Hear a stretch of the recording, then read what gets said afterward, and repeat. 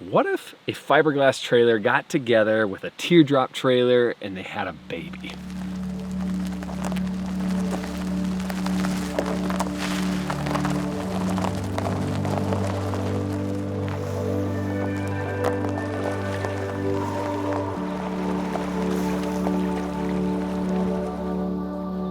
So you might be one of the many people who've spent some time studying Bean's other trailers, and they're rightfully named the Mean Bean, the Meaner Bean, off-road trailers.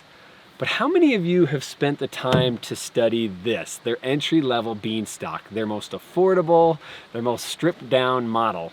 And I don't just mean in terms of cost, I mean, have you ever looked at it as potentially the best trailer in the lineup? So I want to back up from the Bean a little bit and talk about that baby, the combination of the fiberglass trailer and the teardrop trailer here for a bit. So there's a ton of benefits with teardrops, but I'm just going to mention the three that really caught us when we bought our first teardrop. And number one, that's we can continue to use our daily commuter. So a mid-size SUV can get any teardrop anywhere you want it to go. Number two, it's small enough that it can fit in our garage and small enough that I can turn it around on any trail out here. So if I get myself in a hairy situation, I know I can turn it around unlike a bigger trailer. And then number three, it comes down to cooking. I don't like the smells of food in my trailer. I don't like the grease. I don't like to be sleeping in that smell at night. And so having the ability to cook outside under the galley, protected from rain, that's just, I don't find that in any other trailer out there. And then you have the benefits of fiberglass trailers. You've completely eliminated the worry about water damage, and that's done by having a one-piece fiberglass shell. And in the past, even some of the fiberglass trailers had that exposed wood subfloor, which nowadays you're not getting, so water is not an issue. And as you know, water is the number1 enemy of our small camper trailers. Number two, I've just noticed everywhere I go out here, I see fiberglass trailers from the 80s. Scamps, U-Hauls, Bowlers, you know, the Burro trailers, Casitas, and they are rolling around pushing these things hard. Nice. Looks like it's been here a while.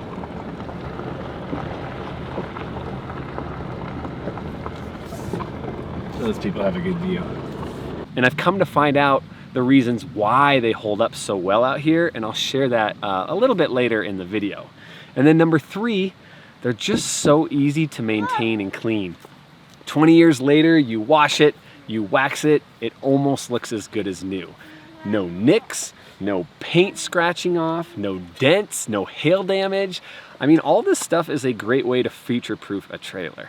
So I really want you guys to stick with me on this part of the story. I'm gonna go through how I got to choosing Bean, but I'm not trying to get you to choose Bean. I want you to see what's in the industry in terms of price and components and how that's, you know, my journey has kind of shaped how I now choose a trailer. So when I first saw the Bean trailer, I didn't really know what it was. I thought it kind of looked like a tag, but then I heard that it was fiberglass, and so that caught my attention right away. But then right after that, I saw the price tag come up on the screen, and I was like, And to be honest, I put it in that category that I talked to you guys a lot about in the industry, and that's the overpriced category. And I was really wrong, but it took me a long time to come around to understand why I was wrong on that. So this is the discussion I really wanted you to stick around for. Do you remember when I first shot that video over at Valiant Trailers? So when I went out to Valiant Trailers for the first time, I don't know if you guys remember this. This was before Jordan's Square Drop and Teardrop. It was a basic expedition trailer that you could pull behind you. Just a trailer for hauling gear. And yeah, you could add a rooftop tent if you wanted to sleep. But as I was watching him build this trailer, I was seeing components that I had never seen before. I was seeing a build process into the frame and the design of the trailer that was so much higher quality than I was used to seeing from all the other small camper builds that are out there.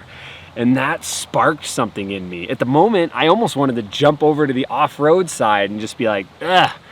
But the more I got to know other trailer companies after this, I started seeing traditional trailer companies integrating some of these off-road components and structural integrity into their builds.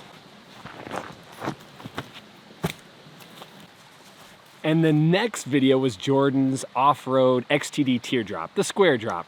And I know many of you saw it because that video exploded in terms of views. And I had comments and questions coming in constantly about the components, about the build quality, about the process. And to be honest, I didn't know. It was new to me. This was so outside of my scope of small camper trailers that it caused me to do a deep dive to understand this industry more. So here's the point where my world gets a little turned upside down. I can't quite find the components and the quality looking on websites.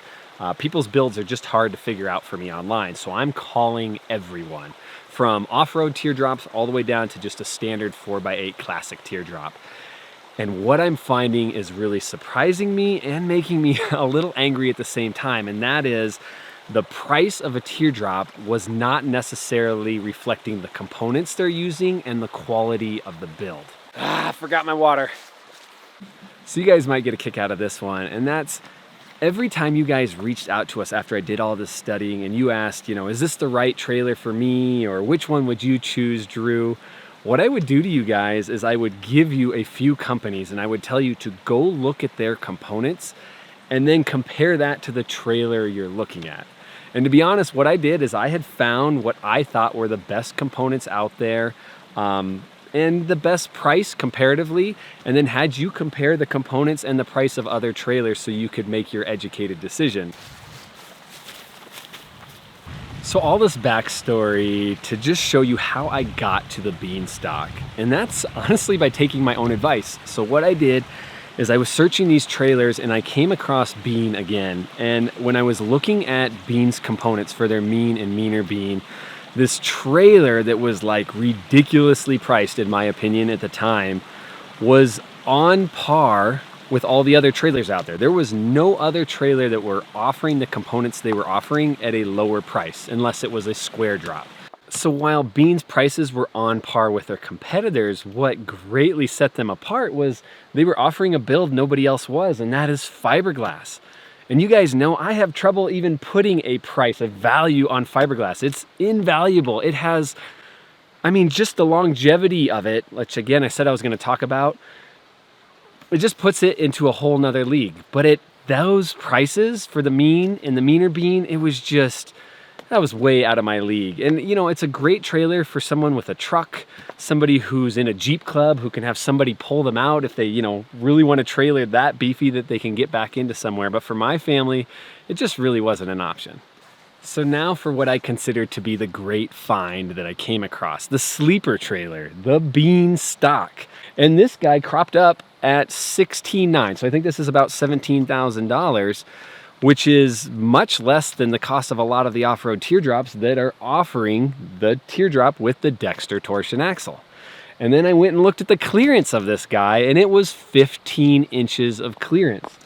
And to the hardcore off-road guys, that may sound low, but if you think about it, any Jeep from the factory, any vehicle that is known for trails is much lower than 15 inches. I think the tallest Jeep is probably less than 12 inches, somewhere in the 9 to 11 range typically for Jeeps. So there's probably a handful of you right now that just want to turn off the video because of the price. And I get it, I was there. But I would suggest to you to take my advice and go look at the other trailers. The question I have for you, is it worth spending a couple $1,000s less for a trailer that might last a quarter the length or half the length of something like this? And really, I'm not trying to get you to buy this Beanstock. That is not the intention of the video. The intention is for you to use this as a base for comparing other things out there. Because I think many of us feel like we need more than we may actually need. Do you actually need more than 15 inches of clearance? We went everywhere this summer in it. Do you need an axle like a Timbren independent axle, or would a Dexter torsion axle like we used all summer long do just fine for you? And then really my big question for you is, are you truly being honest with yourself about how you would use this trailer? How often would you actually be rallying it versus just using it like we do on BLM, National Forest land, getting out on fire roads? You're not going to need this crazy lifted trailer for something like that, and you're going to have a ton of good memories, and you will get to that same place as the other people you know, probably 75% of the time. And check this out. See how this says no step? Bean, please don't get mad at me for sharing your little secret. I can even jump on this. So why the Beanstock? Well, to me, it's because it has all the same features as the Mean Bean and Meaner Bean in terms of the galley, in terms of the cabin, minus the table. I wish they'd bring that back. But it sits at a lower height. And remind me, I really want to get to that longevity piece. I want to hold it at the back of my head and talk about low frequency and high frequency vibrations. But here, if you're looking at the height of this trailer, 15 inches is just about where you want to be in terms of galley life, for prepping food, and for getting in and out of your trailer. Just like the trailer I filmed this summer, I did an off-road trailer. A lot of comments came in about May and I dangerously cooking with our face near the burner, awkward angles. It's getting hot, guys. The camera is overheating, it's so hot. But I just want to share with you now about those high and low frequency vibrations and the longevity of this fiberglass trailer. So I'm going to simplify this a little oversimplified here, but in essence, if you have a trailer that is built with standard construction, with wood, aluminum, bolts, butyl tape, putty tape, glue, what happens is as you get out on these dirt roads and you hit these washboards and all the ruts, over time your trailer's going through tons of different frequencies of vibration. And as you probably would guess, that vibration is eventually going to work things loose. And so that's why you don't see a lot of old campers on the road that don't have to be restored. You peel off the skin, you replace some of the bolts, you tighten things down, you put on new butyl tape. With a fiberglass trailer, that's why they look so beat up. Nobody's working on them. They're just continue to use them because they're not falling apart. The fiberglass can handle that sort of vibration because there aren't components being held together. Nothing's being squished into a corner. Roofs aren't being pulled down into, you know, a joint that's connecting two parts of the trailer. Everything is one piece. Now, I hope you get that. You can go and research that more, but I think that in itself is a huge selling point because these are an investment. These trailers are not cheap. I know, they're not cheap. That's just how the industry is. So if I'm gonna lay down that kind of money on a trailer, and if you are too, I would highly consider how that trailer is built. So the video I'm gonna suggest for you guys is Jordan's Valiant XTD build. That way you can kind of see our interview so you can understand the components that go into these beefier trailers. And then the other video I think you should check out is just why teardrop trailers. For those of you who are on the fence, we have a video that talks about all the pros of why you may want this over some other small camper trailer. Thanks guys for sticking around as usual. We come out with videos every 2 weeks and we'll see you in the next episode.